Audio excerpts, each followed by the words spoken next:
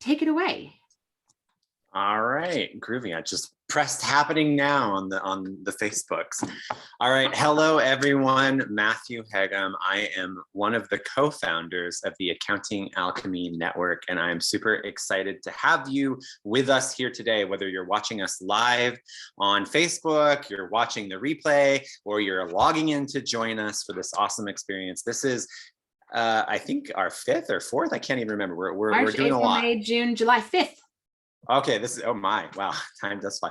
This is our 5th Lyceum, and we've been in the throes of really trying to figure out as a community how to empower accountants to be agents for social transformation.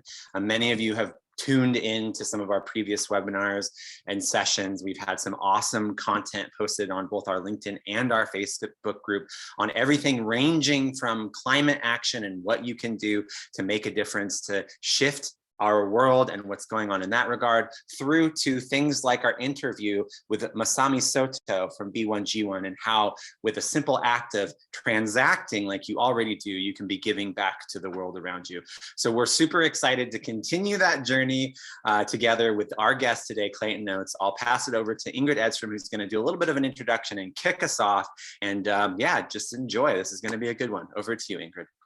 No pressure. It's going to be a good one. Well, of course it is, because I love hanging out with They've Clayton. all been good ones. Clayton's fantastic. And I'm super excited for our topic today, because Clayton, you talked about this at the recent accounting web conference just in May. And when I found out that this is what you were talking about, it really spoke to my heart, because this is one of my favorite topics. And while I haven't read Simon Sinek's book, The Infinite Game, I've learned a lot about, how to play a non-zero sum game and, just thinking about what some of those things mean. So we'll get into those questions in a moment.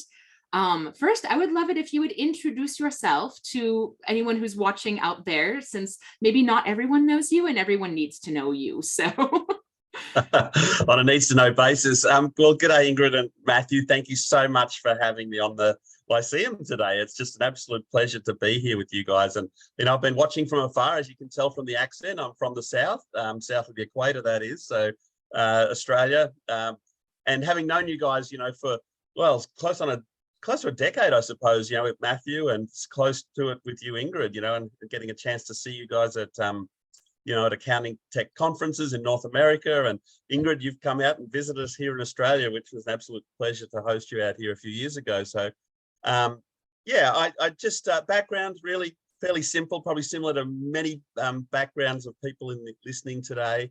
I started out, did an accounting degree simply because I just didn't know what I wanted to do with my life after leaving school. So I thought, well, accounting degree, that will help. I suppose I did have in my mind that I'd love to have my own business one day. And I perhaps saw getting an accounting degree as sort of like an entry point, or at least need to know about finances if I'm going to be in business. I took 5 years to do a 3-year degree. I loved it so much. There's a few subjects I went back to see at least twice. Loved the social aspect of university life. So that was certainly no regrets, but at the time it felt like, oh, this is a real struggle as far as the course was concerned. Couldn't see a future pathway. And lo and behold, after the second year at university, I got a job at Price Waterhouse, of all places. And I was probably the least technically minded, the least, I suppose, skilled in terms of accounting background and understanding. But they actually said to me, "We love your energy."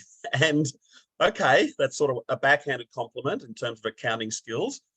So then I stayed there for a few years, loved it, actually loved the ethics, the integrity, this is the late 80s, a lot was going on. It was the big 8 back then. And I thought, great, what a great place to start. I really enjoyed the client interaction when we got that. It's hard to get when you first start out, obviously. And that people piece, people running their own businesses. So then I actually got to a point, though, 5 years in, where I just had enough. I just couldn't see my future relevance in a big 4, big 8 firm, and like a lot of people do, and they lose that talent then at around the mid-20s age group. And I woke up one morning totally stressed out, thought I'd had enough. I just have to escape. There was a recession on in Australia in the early 90s. And I just basically walked into the firm and said, I need to leave. I think Friday's a good day to go. This was on a Wednesday. Had no job to go to. Actually, then I scored a job at a client, as it turned out, at Price Waterhouse, setting up accounting technology in grocery wholesale business, so in supermarkets, which I thought, oh, that's really interesting. This is the very early 1990s. Anyway, cut a long story short, I then met my wife a year or so later. She lived 1,000 miles north of where I lived in Melbourne, in a little country town. I thought, great, I'm going where you are. I'm sick of the big city. And the only job I could get was in a public accounting firm. And it was almost like, oh my gosh, I'm back on the hamster wheel here. This is, how do I actually escape this? I didn't really have an intent to be a partner in a chartered accounting firm. No offense to anyone who's taken that path. We need people to do that. So then what happened was I wanted my own business. I was frustrated again. I was lacking confidence to start my own business. And accounting technology came along. Mid-1990s, we're setting up software. Or in fact, clients were buying it from retail stores and trying to set it up themselves, doing a really bad job of it. Let's be part of the solution, not part of the problem. So I thought, okay, what if we created a software advisory division in this accounting firm? This is 1994. So now it looks like it's early, but at the time I thought everyone's going to do this, and set up, train and support clients on making sure their software and their books were in order so that the accountant could get better throughput and advise off the back of that information, timely, accurate data, automated to a point really in taking it from a manual process to a technology-based process. So QA Business, the business I still are part of today, started back then as a part of an accounting group. And just to wrap off that story is that I thought that every single accounting firm would have a software advisory division built into the firm, just baked in, because it just made total sense. It gave me the freedom and choice to actually start my own business. So I started the joint venture with the accounting firm. I actually started as an employee to start with the first 2 years. And then I thought, hey, can I have a piece of this? You know, and they said, sure, buy in. Oh, okay. Which I borrowed money and did that. And then year 2000 came around and that firm got purchased by a public company, you know, a stock exchange listed company that was buying and acquiring accounting firms, sort of rolling them up into a large group. And I thought that was wonderful. I thought, great, we can put QA Business in 70 of your firms all around the country and New Zealand. I took the idea to them. It would have been an incredible opportunity to roll out tech to tens of thousands of small businesses. And they said, no, we're not interested in tech. We don't think accounting tech is the thing. We think financial planning and wealth management is the future. So we don't really see a place for you here. And not so much they said you need to leave. I just couldn't see a future pathway there. So I bought the other half of the business out and I've been proudly independent and work with small to medium-sized businesses, still do to this day, setting up accounting tech for them, with them, and actually empowering, enabling accountants and bookkeepers to get across technology, so that for us, it was really about helping clients buy back time in their life. That was the reason we were doing it. And in order to make that a reality, I felt as though we need to partner with multiple software vendors. Together, we can be better. And so we could then actually empower and enable small business to create a quality of life, really utilizing tech. So a lot in there. 25 years later or plus, 28 years later, still enjoying it. It's taken different pathways and had a few pitfalls and bumps along the road. So maybe we can talk about those to actually help steer a few other people away from those pitfalls that may be in their future or have been in their past, and just to re-engage with not only yourselves and your own business, but with the clients that we're serving around the globe now, as it's a global village. So yeah, brilliant. 5 minutes, or maybe it was 10. I could get carried away to bring us to this point. So how did you come onto the topic of the infinite game? Because clearly you felt passionate about that topic enough that that's what you chose for your keynote at Accounting Web. So without, presenting your entire keynote, and we did post the article that you wrote in our group. So hopefully some people have gotten a little bit of background about what we're talking about, but I would love to hear about your journey as far as finding the infinite game and what really struck you about those ideas. Yeah, I think, really where it came from, in fact, the infinite game methodology or mindset or philosophy, if you think of it like that, the first time I ever heard that described was actually Mark Andreessen and Andreessen Horowitz. Was at QB Connect. They had him speaking at that conference, and I don't know what year that was. Maybe it was 2016. It was the first or second QBC.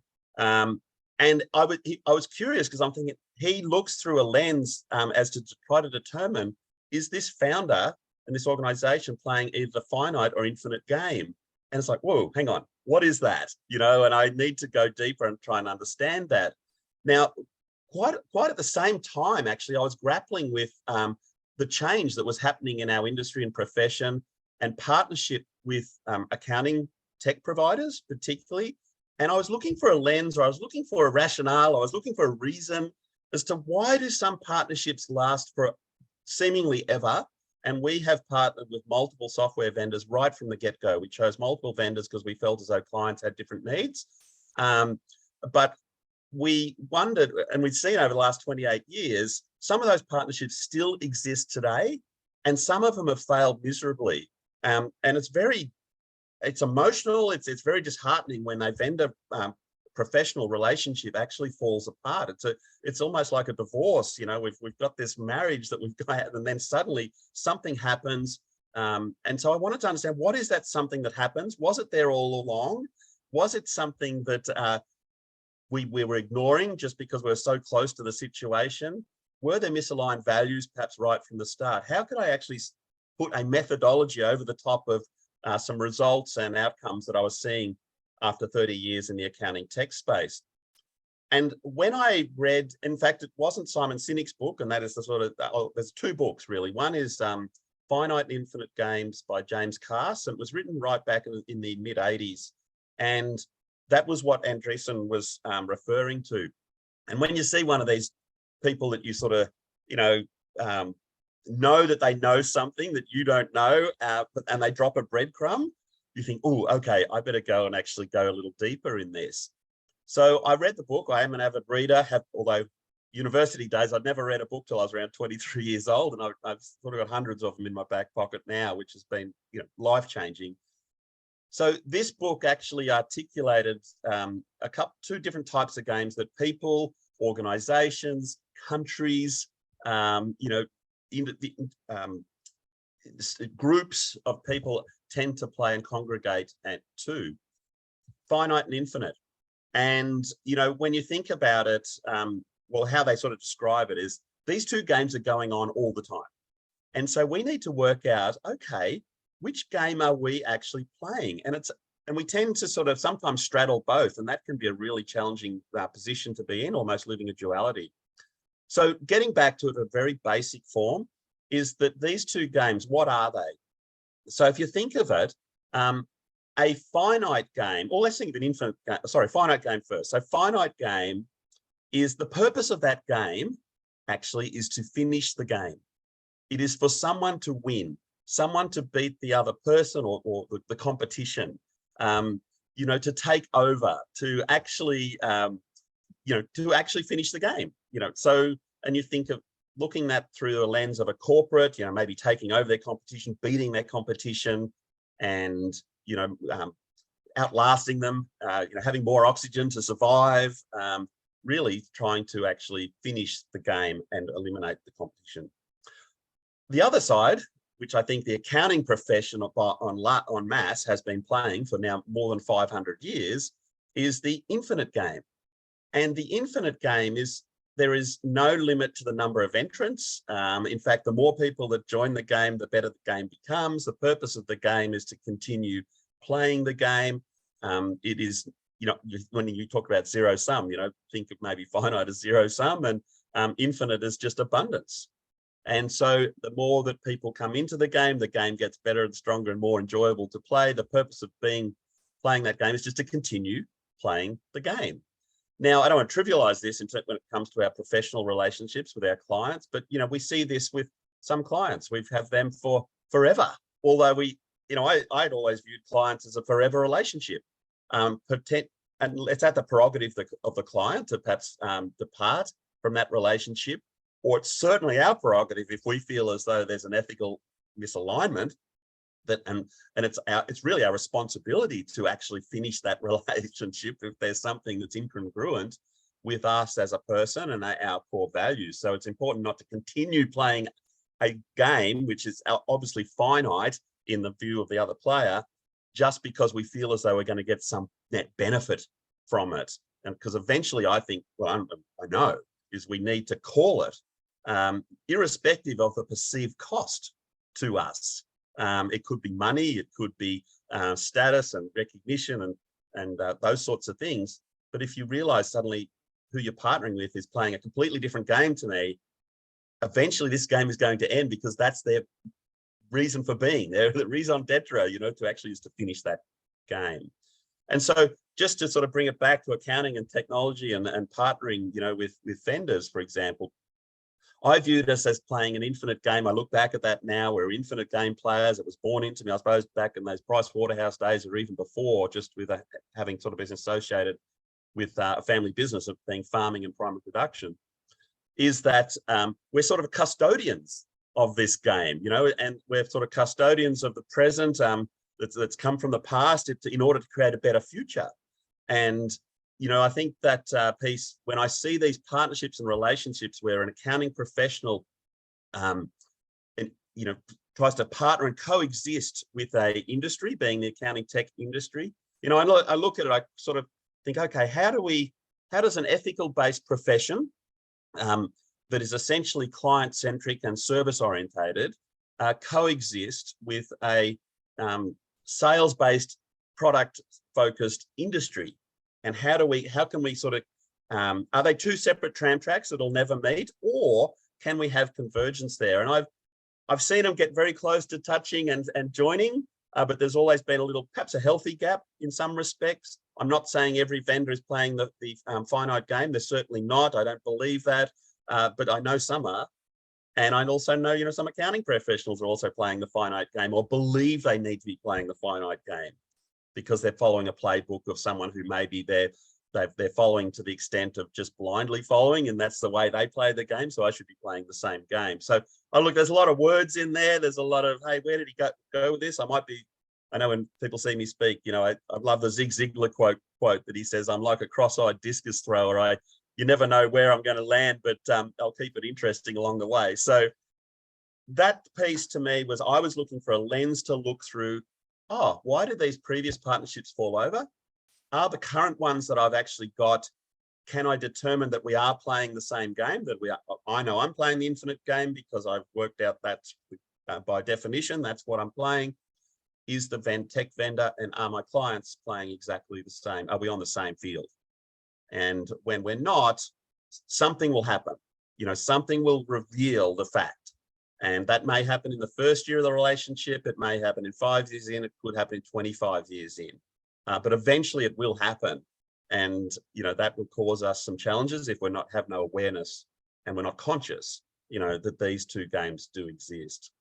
Got it. Thank you, Clayton. So I'm going to dive in and ask you, I think it might be a couple of questions, or maybe just one question. I don't know what kind of a question it's going to be, but it's a question. So, something you said really early on sort of resonated with me. You said, together we're better. I think that's what the language that you chose, which I thoroughly believe. And it's funny, I remember when I was at a QuickBooks Connect conference years ago.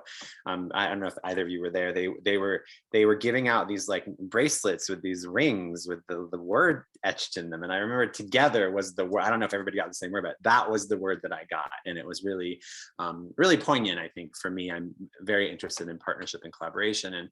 And so it meant a lot then.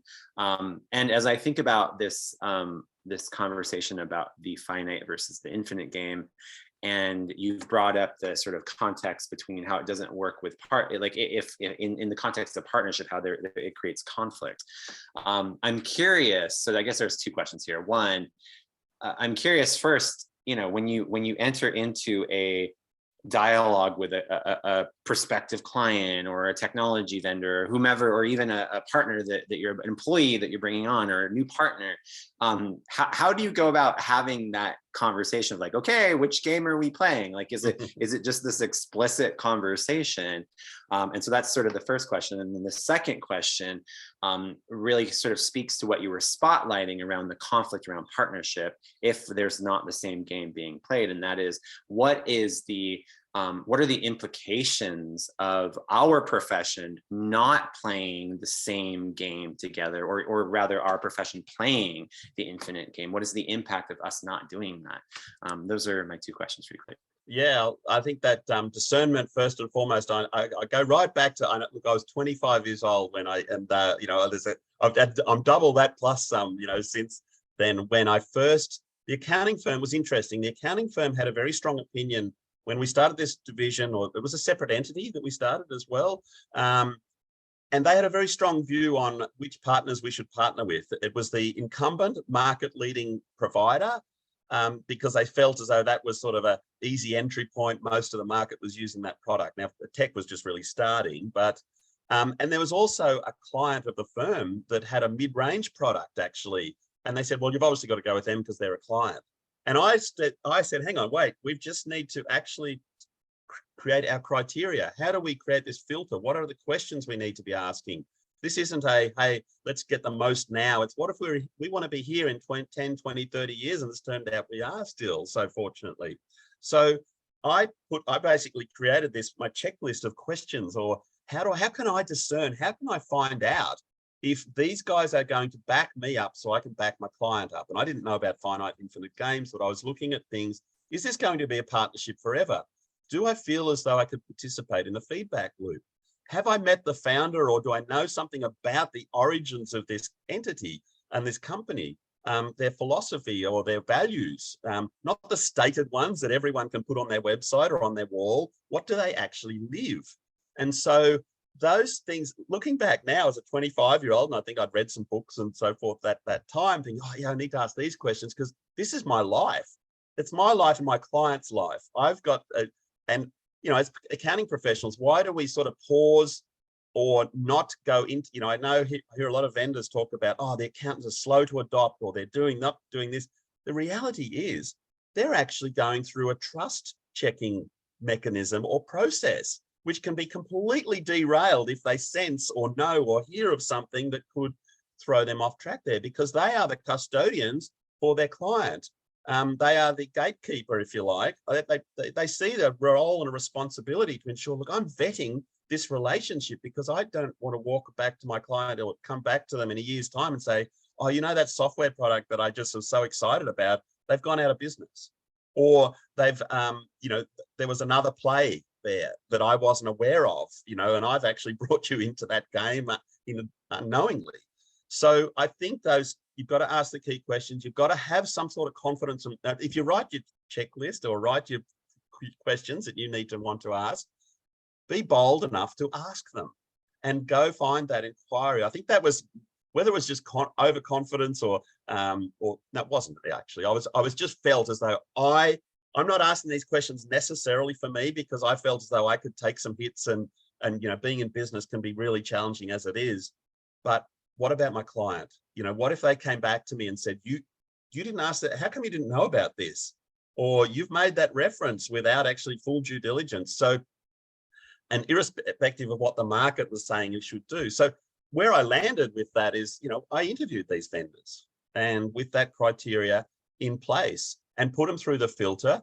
And it turned out we sort of backed the underdog a lot more back in those days. That was QuickBooks Desktop actually in the mid-90s. MYB was the major provider in Australia, 80% market share. And I thought, well, hang on, this is reckon the company behind the distribution of the product in Australia. I got to know, and yeah, well, these are good people that I've got a good product getting better. You can participate in the feedback loop. Obviously had the strength and the tech know-how that Intuit brought to that game at that time as well. And then we chose 3 or 4 others as well. And it wasn't that client that was the client of the firm, because we just felt as though there was a definite opportunity, but they were opportunistic. And so it's sort of just determining both of those as well. So, and since then there's been multiple vendors, and some of those relationships have lasted and some haven't. But so that's the discernment first and foremost. Second part of your question, I completely forgot.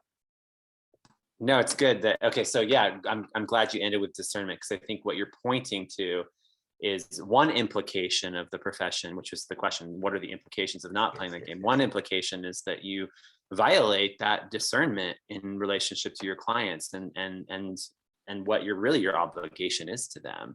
And that's sort of on an individual level. But so my question is on a macro level, if you think about the profession and what the profession could be doing, right? How is it that this finite game is actually preventing us from the potential that we actually have as a profession? Yeah, and I think this is the big thing. This is the big question. It's the elephant in the room. And I think the more that we step up as professionals to actually have this conversation openly and freely, I think now's a moment. If we miss this moment, we may have crossed that bridge too far, the point of no return, because we are now enveloped all around us. I mean, look, we as a profession, it's not just us tech vendors, obviously, partner with us and through us. They want to go through us to the end user customer client. It's our client, their customer. I always still believe that, and that we can have a great relationship under that sort of banner. And they're also now obviously providing more tools to us as accounting professionals, whether bookkeeper, accountant, consultant, they're now bringing more to our business. So we have some benefits and tangible benefits. I think we need to, it comes back to that saying, and I've lost the reference to who actually first said this. I think it was an Australian general of some sort, or it wasn't war related, but it was after that. It was say the standard we walk past is the standard we accept. And, if we allow that, we're actually chipping away at ourselves and our own DNA, our own ethical DNA, if you like. If we allow standards that we feel as though, what, that doesn't cut it, as far as my client. What if my client knows about this? If I know about it, they know about it, right? And they should. So we need to actually maintain our standards. We need to perhaps raise them. We need to now, because the thing here is, when we look at the whole vendor community, I want a way that we can actually discern who's who and which game are they playing. I'm not saying that you need to be all playing my game. No, there are two games, and they have existed from the beginning of time, I believe, and they will continue to exist. It's how can we determine and discern which game are we playing, which one are our clients playing, and can we then also align ourselves with the vendors that are on the same playing field? And right at the moment, it's challenging for the vendor community too, because look, there's some poor behavior, that's been occurring in the last number of years, and I've seen it for decades. We need to call this behavior out. And in fact, some vendors are just kicking own goals. So it's clearly being called out, not to the point of saying, hey, we don't think clearly we don't think they perhaps should be doing what they're doing, but we're not going to change that. We've got to control what we can control. We can control which game we're playing, our discernment of that, and our response to situations. We can't control what someone else does. That's their business, but they may have some consequences of taking certain action. There's vendors in our space that have been fined by governments for deceiving taxpayers. I mean, my goodness, since when was this acceptable? And since when was it that we should be quiet about that and just, carry on, nothing to see here? It's ridiculous. There's been broken promises around partnership agreements. There's been pricing promise breaks. There's been clear competition, clearly now competing with their partner network. This is a number of vendors. I'm not necessarily calling anyone particularly out, although the first statement, is fairly clear. So we just need to actually maintain our standards and raise them from the professional point of view. There's been, a client looking in might say, hey, you guys are too close here. You're getting your judgments being clouded. And I think we need to take heed of that. Are we getting too many benefits that actually are clouding our and tainting our professional independence? So I think we can coexist. I've seen us coexist for decades. I think we need to. I think that's going to help the client. So it's not like, hey, it's us and them. It's not that. It's like, hey, are we on the same game here? With the same team? Are we playing the same game? And some people, and they'll just be those two fields.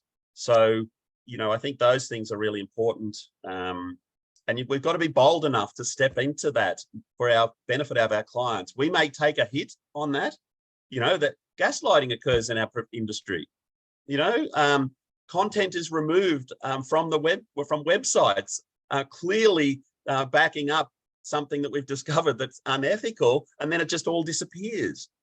So nothing to see here. I mean, I think we should be better than that. I think our clients want us to be, have our standards and maintain them. I think they feel as though we're their person protecting them from, some activities that perhaps are a bit nefarious. And ultimately, time will prove which way this sort of plays out. You know, some incumbent global, I'm talking globally here too, you know, not just Australia or North America, it's UK. This is a global issue. You know, companies will actually create their own, either create their own, you know, they'll either take out the competition in the finite game, or they'll create their own nemesis, really, the up and comer that steps into a void that actually a vendor has created because of actions. And, you know, scoreboards can look fantastic. Share prices can be going bananas. People are getting their bonuses on a quarterly basis and all of that. But we're 100-year thinkers, you know, in our profession. 500 years of, you know, accounting, you know, the basis of accounting. So we're longer thinkers than this, which probably denotes an infinite game mindset. And you know, we've got industry associations that are closely tied. The vendor community actually has been they've utilized us as a channel to market, and there's nothing technically wrong. I don't think there's anything wrong with being a channel to market. We've been a part of that for nearly 30 years. We've shared in that, we've benefited from that, we've grown that. The challenge comes is when you don't know you're a channel to market. We think it's a pure partnership. There's a different relationship when a partnership and a channel. Vendors will think and believe that they've created the channel because it was created for a purpose to shift product, and we're a pawn in the game potentially. So that's a strategy. Well, then we have contracts that we sign as partner agreements. I don't know if anyone's really read all the T's and C's that are in those and the fluid way in which they change. Why don't we have our agreement? Why doesn't the profession have an agreement, an ethical standard, if you like, back to the vendor community to say, hey, that's great. Yeah, let's partner together. Let's be better together. But these are our ethical standards. So we need you to sign up to that as well. So, you know, I've seen personally situations and others as well where, and I won't call out any names. And this isn't about individual vendors, by the way. This is about what's acceptable and what's not. So, you know, I've had 25 years experience with a vendor in our business. It was a significant part of our business. It was virtually, when you looked at it, almost all of our net profit. For 25 years, we decided to sort of say, look, you know what, we're not geared up to support that product any longer. It was in the mid-range space, so it was quite a intense sort of product. Part of our team had moved on. So we thought, look, why don't we just hand that client base over? We'll have a transaction. And it was common that you could do it, sell it to another consultant, right? Great. It'll be in a better place. Clients will get looked after and they'll be more proactive, perhaps where we were. So we were down the path of making that sale, that transaction. There was a lot of recurring income in there as well.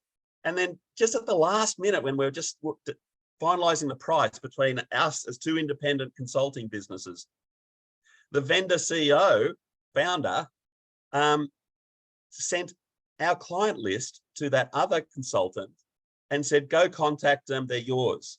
No, we're not going to pay anything. So it was like, whoa. And it's happened. You know, I could have taken them to court and been caught up in all of that and sign an NDA to never talk about it. No, that cost, okay, that was an incredibly emotional and very difficult time. We felt as though it was a relationship, felt as though it was a marriage for 25 years.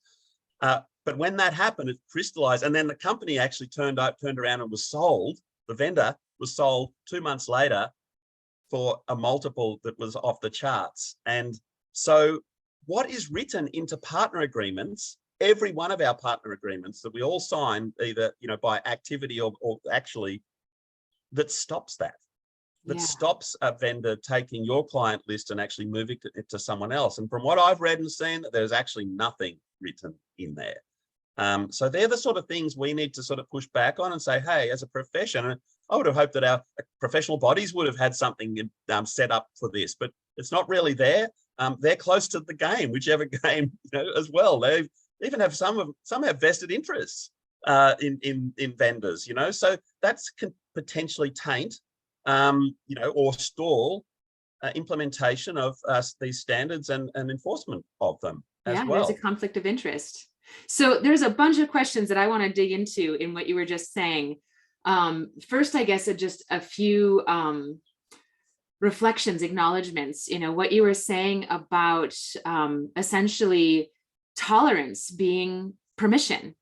And that idea comes up again and again in some of the other issues that we've been discussing around particularly diversity, equity, and inclusion, that when we tolerate racism or sexism or any ism in our environment, when we put up with that behavior, we're creating a permissive behavior for that systemic issue to continue, and it becomes and maintains as part of our overall culture.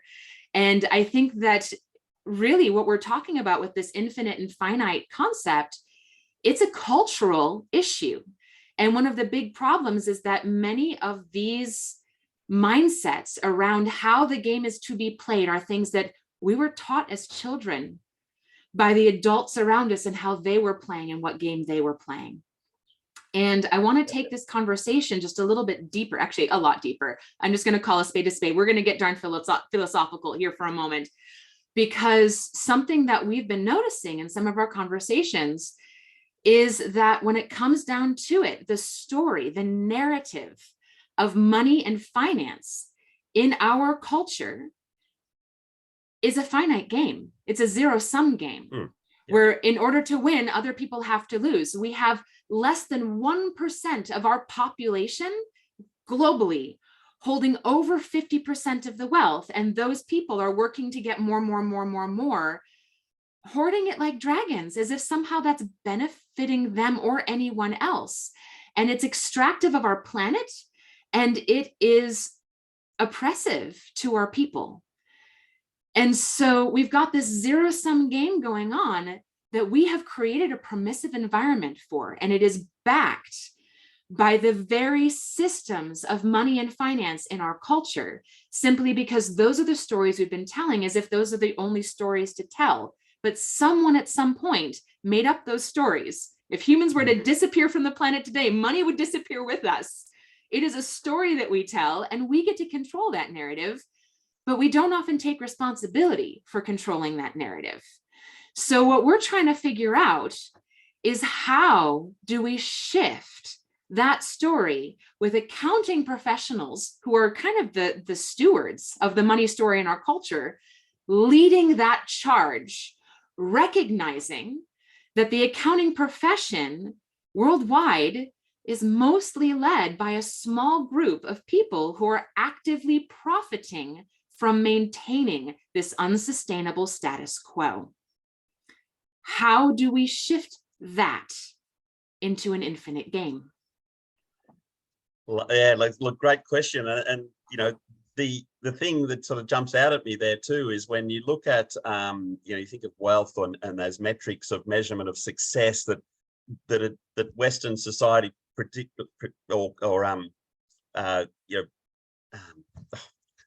capitalist-based societies actually peg ourselves on. We're actually a part of this to some extent, is that it's all about that scorecard. And so okay, if that's the case, and that's what we're seeing as success and aspirations, and this is, we need more and all of that, when's enough, all those questions don't seem to come into it. Why is it that we've got the most horrendous mental health challenges happening in our society at all ends? I know plenty of people that have rocketed up that ladder thinking, oh, great, now I've got this, I just need, and the other things, they don't know when to stop and when's enough, but also their life seems to then go the other way. And, I've been in that situation, thought I achieved what I wanted to achieve. I was actually chasing the wrong goals and the wrong outcomes, when you get there. It's an interesting exercise to go through. And when I think it's healthy to go there, go over the ledge and come back over that other side of that mountain, and then get in that valley and then work out which way's up to actually climb a different mountain in mindset. And it sort of goes back, and you're not going to climb the same one again either, by the way. Well, hopefully not. Really haven't learnt much if you're going to sort of play that game again. So yeah, I definitely that, and I think the finite and infinite game sort of methodology or model can actually help discern in ourselves, which one are we playing here again? Because when you think about it, the client relationship, taking it back to accounting for a minute, or accounting tech or business, is how can I add value to others? How can I create something? The entrepreneur, and I think that name is that word is but now getting tainted and associated with, we got to sort of disseminate what words are the best to describe, and words do matter in this and the association of those words. But how can we create value or add value to someone else in a way? And look, for us, it was just personally around, I wanted to help people have a better life, quality of life. Could they get buyback time in their life? Can tech actually do that? Of course it can. Can they spend more time at home with their kids and their family? They've created this business, which actually becomes a monster and a noose, and they're then on the hamster wheel because they've been sucked. It's almost like the turnstile that you go through to get into this finite game. And once you're in that game, the turnstile locks on you. There's no back entry point. You've almost got to dig your way out, or just, elevate your thinking to actually drift and float out of the arena, which, I think we all can actually do that. But we've got to actually have time and space, or create time and space in our thinking to actually disconnect from what actually is happening here to discern. Probably disconnect to discern is probably what we need to do. And I just feel naturally lighter. You have that giving mindset. I know the times for us when we have that giving mindset, that abundance mindset. When something happens to you that is sort of reveals misaligned expectations, you have a choice. You can get bitter or better, and that is a conscious choice. Going back to your start point too, is it often this lens of, well, how can we claim to be the richest countries in the world? If you want to look at top 20, G20, whatever, and at the same time, we've got people that can't access healthcare or education or housing. My goodness, what scorecard are we using here? It's mind-blowing. And I know there's some incredible people in the business community that actually do a lot of heavy lifting in that space, but and maybe recognize that they've benefited from a system that actually is enabling that. Whereas others just continue to barge on, and I need more, and I need to finish other people's games so I have more. And I think we just, as a society, we need to push back against that. And we're seeing it in various areas. Thank you, Clayton. So as I hear you speak about the infinite game, I imagine, oh, this is amazing. I want to be in an infinite game all the time. We're all going to be working together. The world's going to be incredible. All of our problems are going to get solved, right? So it just sounds so beautiful. And then, of course, the sort of analytical overthinker in the back of my brain says, okay, but is there an instance where the finite game is actually appropriate? So my question for you is there an instance where the finite game is appropriate? And if so, how and when? Under what context would that be, if you will, an appropriate human invention to play? Just curious your thoughts on that. Yeah, a great question. And I suppose self-interest actually has a lot here too. We're all in a lot of respects, we're very all self-interested, aren't we? And we'll gravitate and ignore things, to our own benefit, and we may say things contrary to that. But we're sort of in some respects a species that's about procreating and surviving. So that sort of, you're fighting against that. I personally, from my endpoint, I don't actually quite know the answer to that, because I look at examples like, is there such thing as a just war? Oh, my goodness, I would sit there and say, no, we should never be going into that battle arena. But I don't have enough to know all of that to really make a judgment. I think we've been I think as a society or people, we've been grappling with that for centuries or millennia. So I think I can just relate it to how I feel. It's back to self-interest, is that I know when playing this infinite game, and when knowing that I'm with other team members that are on that same game, or we're all on that field together, life feels better. It feels as though we're making an impact to others. We can collaborate and generally partner with others. It feels more genuine. It feels more centered. Does it have, it may not necessarily get the same outcomes if we're chasing up that financial ladder. You could perhaps accelerate that over here. But from a person point of view, we're either adding to our experience of the world in a way that's authentic to us at a real centered level, or we're chipping away at that, you know. And we've had plenty of, you know, all of us have had these situations. We'll have them probably every day, you know, where, oh, is this right at my core? Is this me? You know, who's the authentic me? And this is the challenge in the world that we're in with, you know, social media and just that whole, you know, comparison and, you know, being enough. We are enough. You know, we're enough anyway. You know, I probably could put my hand up as an addiction for self-help books for a long, long time. I felt they were all the answers, you know, and I'm thinking, well, hang on, why am I chasing all this? Because I'm really good enough as I am, you know? So why am I trying to, people are telling me you need to improve? Well, okay, hang on, that's sort of, aren't we fine? Aren't we okay? Haven't we got all the tools and mechanisms built in, baked in, and we just tend to cloud them and bury them with layers of other stuff that actually stops the authentic, you know, beautiful you coming through and sharing with the world. We're pretty good at putting all that layering on. So, yeah, look, I don't have an answer on that. I'll freely put my hand up. I wasn't at Socrates. I'm not going to compare myself to him, but in the end, he said, you know, I know nothing. So there's that. Well, you are at the Lyceum. So we call this Lyceum because Lyceum is where Socrates and Plato would get together with their compatriots to discuss big ideas. You know, in the end, we're all humans, and it's conversations like this that create the Declaration of Independence. So, you know, I think it was Eleanor Roosevelt said something along the lines of never doubt that a small group of committed citizens, or whatever the adjective she used was, can change the world. Change the world. Yeah. Yep. It's the only thing that that's ever why it's always happened. That always has. Yeah. So totally. yeah, I mean, it's these kinds of conversations, and that's really what we're working to do here with the Accounting Alchemy Network, is ask the deeper questions that lead to more questions. And I gotta say, Clayton, some of the conversations that you and I have had in the past, like I remember hiking with you in Australia and then going back to your, and we're talking about these big mind-blowing things as I'm asking you about, like, how do we change the accounting profession? The accounting profession needs a disruption. What does that look like? Like, I was trying to figure out how to even start grasping some of these ideas years ago. And I remember at that time, you recommended to me Law of Success by Napoleon Hill. I had already read Think and Grow Rich, but you're like, Law of Success is where that's the textbook that Think and Grow Rich is the Cliff's Notes of. Yeah. And I have since read that book, and it's fantastic. It's of course very dated. It's really kind of entertaining how a book written in the 1930s, you read it now and you're like, wow, this is so sexist.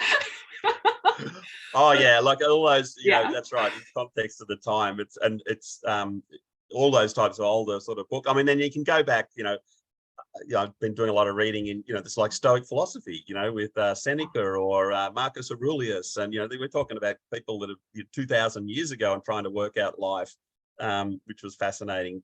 I think the thing that, you know, Laws of Success was, you know, he's got that sort of chapter sort of driven workbook almost, you know, of the mastermind mindset, you know, that collaboration. It's also then, it doesn't quite say it, but it's, you know, like that fifth monkey piece where there's an awakening, you know, that actually occurs on a consciousness, on a global stage. You know, I think that example in the book where he talked about, he was in New York and then just one morning, he had an urge to actually get up and go out in the street. And lo and behold, there was tens of thousands of other people in the street, really not knowing what was going on. And it transpired that actually the First World War actually finished that day in Europe, without the other part of the world really knowing about it. But there was a sense of, hey, we're connected, we're responding to a feeling or something to go and do something.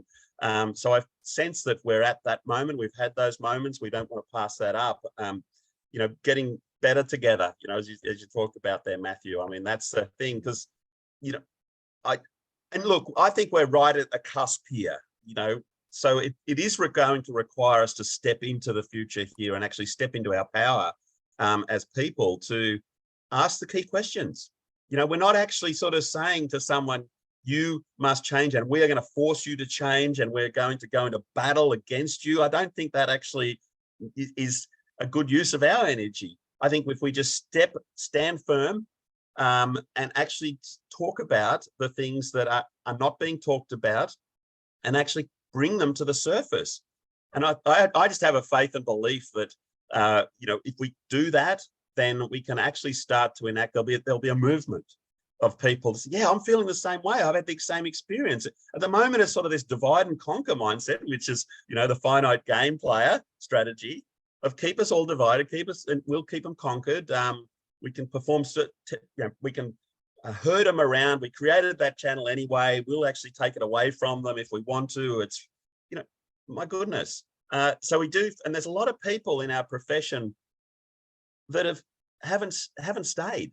It was just all too much for them. I feel as though we who are still here have got a role and responsibility to actually make this better. And, is this a profession or an industry we would gladly encourage our kids to be a part of? I'm not quite seeing that. So what are we doing about that? Do we care enough about what's happening at the moment, or is it just hey, it's a fait accompli. I'm just a pebble I'm just a leaf in a stream. Well, as I can't remember who said it, but you got that leaf in the next part of the stream changes the stream. It's no longer the same as what it was, because that actual leaf is a part of that future path down the stream. So, what are we doing about that? Do we care enough as individuals, as a community? It's not everyone. No, not everyone has to agree on this. But if we are sitting on the sidelines and we're actually not only on our playing field, being the infinite game field, but we're actually stuck in the finite game arena, this is a challenge. We need to make that transition, and there'll be plausibly a cost to do that. That's fine. We're going to finish. We're going to end at some stage anyway, or we're going to change form. We're not here forever in our current form. So what do we got to lose? Absolutely nothing. And even if everyone took everything away from you, you still have nothing to lose. You still got actually total control over our choices and responses. Total control. And that's a hard thing it's almost having that total confidence and belief that that's the way it works. And so therefore, someone with nothing to lose is a pretty powerful person. Correct. Now I have a question for you. Or everything's lost. Yes. Okay. So, I'm roll with me on this one, right? So I'm a mid-career professional, maybe, I don't know if this is mid-career, like early 30s. I'm working at a firm, and then I find out about the Accounting Alchemy network. I sign up for the newsletters. I start watching the content, reading the information, and then I see this video with Clayton Oates and Ingrid and this guy Matthew, and they're talking about this infinite finite game. And all of a sudden, I get super inspired, and I wake up the next day and I go to my office and I realize that I'm in a finite company. I'm in an environment where everyone seems to be playing this game of who gets to win and who gets to lose, and it's cutthroat, and it's and I'm like, oh my God, I don't want this, right? So, but I love my colleagues and I like my clients and I kind of want to keep my job. So I'm kind of a little bit stuck because I just had a kid and I bought a house. And, so like, I'm curious, what would you say to that person if they're really interested in beginning to shift the company culture, regardless of their role in that company? They're not, obviously, in this case, they're not the CEO, they're employed by this organization. What would you say to that person to begin the journey of sort of planting those infinite seeds into the firm that they work inside of? Yeah, what a great analogy, Matthew. And this is where the rubber meets the road. This is the real world of people's existence that they're waking up to each day now. First of all, I'd say that be aware and be conscious that there's two games, right? So that, there is another game. So that's first and foremost. The other thing I think is, and I didn't have that situation in the firm that I was working in, but there's a notion called called the adjacent possible. Stephen Johnson talks about it. There's a book called Be So Good They Can't Ignore You by Cal Newport. His stuff is great. And in fact, that quote is a Steve Martin quote, the comedian. So it sort of came from that. But is that, and I think of accountants, that are maybe, and also that are sitting there feeling this mind-numbing experience of just doing the work each day that doesn't really fulfill them. or they haven't. And look, and there's also this battle between doing what we love and versus loving what we do.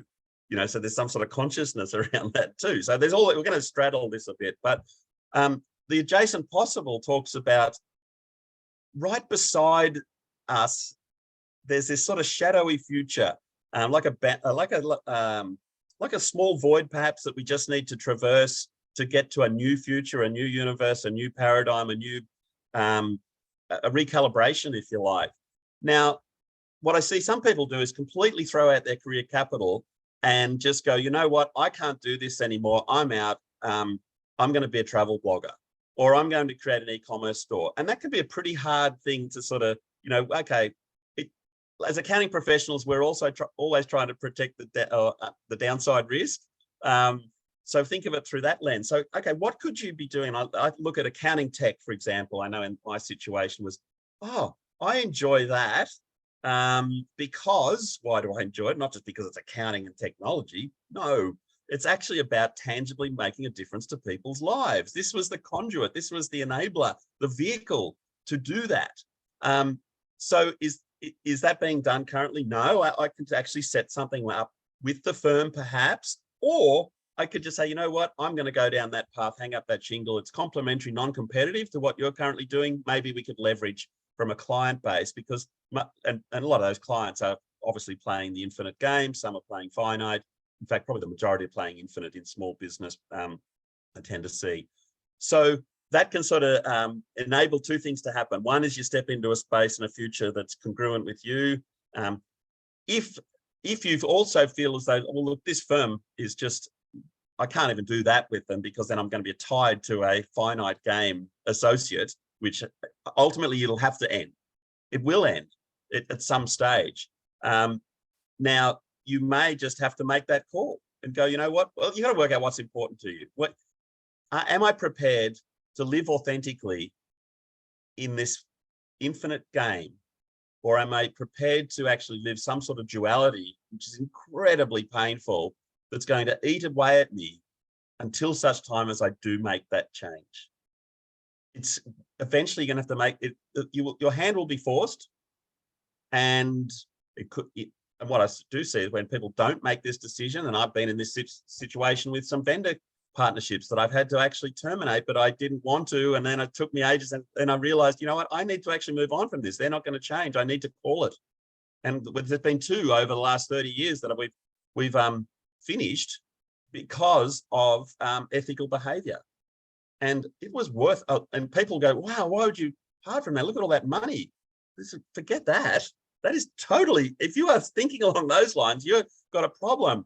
And I've seen people stay in those toxic relationships because of money, or they've been given a golden handcuff. They've actually been paid money to not, move as well. It's like, oh, well, that's okay if you're a finite game player. One of you are going to have to beat the other here, because that's the purpose of that game. Someone's going to be on the canvas eventually. Yes. And so, that's just a horrendous situation that we've painted ourselves into because we haven't made the difficult, challenging decisions that liberates us, that brings us into a new future. So it's going to be made for you at some stage, because the finite game player is going to take you out in some way, shape or form, or you're going to choose to leave that arena and come into the new arena that's existing. It already exists. You just need to walk through the turnstile. Well, and I love what you were saying earlier about creating a movement, because ultimately that's what it's going to take. Even though the infinite game players may, or the people who want to have an infinite game may outnumber the finite ones are a little more organized sometimes. Oh yeah, because they've got profit on the line. But and what you were saying earlier, I loved how you basically looped it around to Viktor Frankl, Man's Search for Meaning, that the last human freedom is our ability to choose our attitude in any situation we're in. And what I'm so tired of in business, and particularly in accounting, is watching people over and over and over again sacrifice their values on the altar of profit. Yeah. And if that profit doesn't have the right purpose behind it, if it's not making the right impact in the world, what good is it really? Absolutely. So, and I don't know if Yeah. you've been seeing the emojis floating up our screens here. We do have a couple people, we haven't had people chatting questions to us, but they've been applauding as we've been talking. So, so many amazing sound bites here. Yeah, look, and it's just that piece of, if you want to go back to what keeps you whole, what actually, you know, the feeling that you get from making a tough decision that's the right one for you and at your core, the incredible power and energy that gets released from doing that, notwithstanding that there's going to be but plausibly a price, but the net benefit actually far outweighs that temporary short-term price. I'm not saying that people just, you know, pack it in today and say, no, I'm off to that other game. I don't even, then, because the question is, where is that game? I can't even find it. I don't even know how to get to the arena. You know, which suburb is it in? Hang on, let's just take a breath and actually have some discernment and strategy. It's okay to have a strategic approach to this, as to how do I transition to this, you know, not just like, I'm out, I've had enough.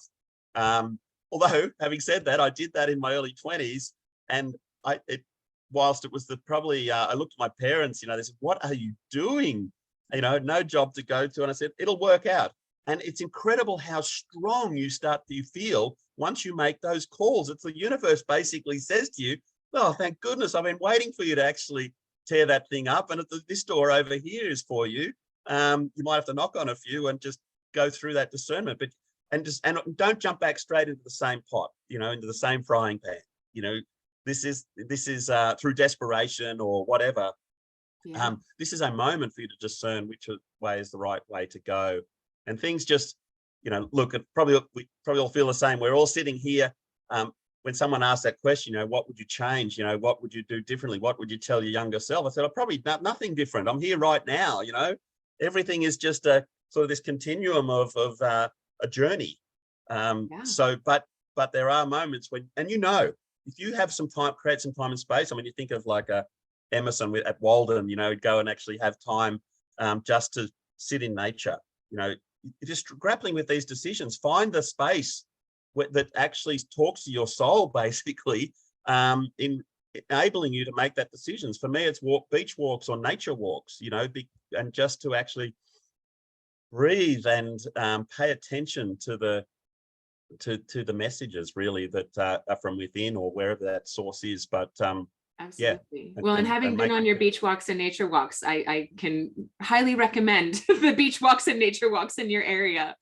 And I'm being reminded right now of just, you know, when we talk about, you know, how do we do this, and you know, that feedback to people as they're trying to figure out how to change it. And it feels like, you know, it's so hard to change within this oppressive environment where changing those things is a risk, where suddenly you might be stepping out on your own. And that right there is why we created the Accounting Alchemy Network. I mean, one of my favorite quotes from Joe Woodard, and I don't know if this is a Joe Woodard original or if he got it from somewhere, but I remember it at Scaling New Heights in 2015 when he said something along the lines of, 1 step ahead, you're a leader, 2 steps ahead, you're a visionary, 3 steps ahead, you're a martyr.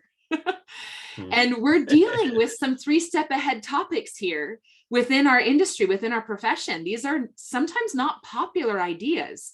And the way that we make it so that we're not martyring ourselves is that we're not doing it alone. We are gathering to us the community of people who share these values and saying, no, really, something has to change. And that is what makes it a movement. And it also gives that back to back, isn't it? Like if you think of the accounting professional, you know, listening to this recording or watching us live, is that we're one of you, you know, you're sitting here going, you have this sort of reach to a community or network out there. You've also got this community of your clients. Mm-hmm. And so you may be in business for yourself or exploring actually doing that. I'd encourage you, if you've got an inkling for that, go there. It'll be most challenging, exhilarating, frustrating, rewarding experience of your life. But we're, you know, when you think of business, like we're in business, most business owners and operators are in business for themselves, you know, just naturally self-interest, family, you know, that's fine. But a lot of people are by themselves. for themselves, but also by themselves. What a lonely place to be. You guys are actually creating this community where you're not by yourself. It's a team of independent volunteers that are actually have a connection to a client community that they're serving. They have a connection with a vendor community that they're partnering with. They have just their natural community in which and where they live. So all of these little touch points you can make a difference to in just actually, being that person that steps into the sort of that zone where you just feel free and light because you're just living in a way that is really we were designed to be, I believe, to actually give, because that energy, if we're in a moment of thinking we're just all about getting, that actually reduces our energy. Contrary, we think we might be getting more. No, you're actually losing. What if you just turn that around and go into that just completely giving mode with absolutely no expectation of return? And, the world, the universe just has a way of actually sustaining you and supporting you. Absolutely right. So I'm noticing the time. I feel like we could talk for hours, and it's actually a little past the top of the hour. So we're going to go ahead and wrap up. And I just want to get, I guess, one last thought, an aha moment or takeaway or parting thought for our viewers, whatever is going to be just the juiciest piece that you would like to leave us with, Clayton. Oh, look, I think the thing, I love I don't know even who said it, but it resonated with me. What hurts the bee hurts the hive. And, if we're aware and conscious of something that is hurting the hive, then we need to do something about that, take some action, because it takes it away from just, it's a responsibility. The onus is on us. And as scary and fearful as we are to take some sort of action to, it might be just bringing awareness to someone about those actions, that they've actually, because some people will demonstrate finite game activities, but they're really infinite game players. And it was either through conditioning or training or upbringing or complete stress of the current circumstances that have taken them down that path. So they may just need you to actually say, hey, it's okay. I've noticed this, or we're a part of a hive here, and this could hurt the hive, as us bees. And so we should perhaps call that, and not only for ourselves as people, individuals, business owners and operators, accounting professionals, but also the community, the broader vendor community that we partner with. Because again, there's some incredible infinite game player founders that are entering this space, and we've been in it for decades, that are unsure. They're getting drawn into a finite game because they view that, that's how it's played. The playbook's been set out. If you want to win, this is how you do it. No, there is another game in town. And actually, how can we help them? Put our arm around them, maybe have a conversation and help them and discern, that issue of, if you ever have a challenge or spot a problem, never take that to someone without two solutions. So have a think about the other person. Put your feet in their shoes and actually come up with some sort of way that you can help them understand and realize there's this other game. You are actually playing it. We're playing it too. How can we be better together? I love that. And it actually reminds me of the book that we're book clubbing right now, Charles Eisenstein's book, Sacred Economics, when he, in what we were just reading, was talking about, as I do unto others, I do unto myself. Totally. And just that recognition that we are all connected and we need to treat each other better. So with that, Matthew, do you want to wrap us up with a reminder of other fun upcoming things? Yeah, absolutely. First of all, Clayton, thank you so much for being here today. The content is priceless. My pleasure. And yes, and it's completely in alignment with what we're creating. And it's fascinating because you kind of just queued me up for both of the upcoming events when you talked about community And of course, some of the messages that you embedded in the conversation along the way reminds me of two things. One, we have a social forum actually next week. That's Wednesday, the 27th of July at 1 p.m. Pacific. So for those of you who are feeling a little lonely with these crazy ideas you have about what's possible, come to that space. Know that you have other people to connect with and be in community with to discuss some of these ideas. Any topic that you want to put on the table, it is a social forum. So it's a chance to meet other community members and to talk about things that are coming up for you, right? That's one. You'll find the registration information in both the LinkedIn and the Facebook group. And of course, if you're subscribed to your newsletter, you can look for that newsletter. We post that announcement in there as well. And then of course, we are still running our book club. Ingrid mentioned it, Sacred Economics. A lot of the messaging that Clayton is sharing with us today aligns beautifully with some of the things that are coming up on that in that book. Yes, flash the book. It's a juicy book. That's my next purchase. That's my next read. I will forward you. It's a you. text. I mean, I consider it's a textbook. It's like we got some studying to do. We got to underline some things, highlight some things, circle some things, read the footnotes. The footnotes. Beautifully prosaic textbook. Yes. I mean, it's good. It's juicy. And that you guys are incredible curators to bring this. Well done. Yeah, that's awesome. Yeah. Thank you. So that's every other Monday. So we just had that book club this week. So it's not going to be next week, but the following week. That's August 1st at 2 p.m. Pacific. Jump in. It's read what you can, show up when you can, enter into the conversation. Just introduce yourself to the content. That's what matters most. And with that, thank you so much, everyone, for tuning in. We appreciate you. We thank you for being with us on this journey as we help accountants to change the world through the work that we do. Thank you so much. Have a beautiful day. Thank you. Thanks, Clayton. See you.